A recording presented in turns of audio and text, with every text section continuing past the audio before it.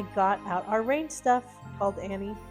Jack picked up his pack and went downstairs. Annie was waiting by the back door. She was putting on her boots. Meet you outside, she said. Jack pulled on his raincoat and boots. Then he put on his backpack and joined her. The wind was blowing hard. Ready? Set? Go! Shouted Annie. They kept their heads down and charged into the rainy wind.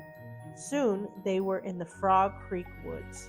Tree branches swayed, flinging rainwater everywhere. Yuck, said Annie.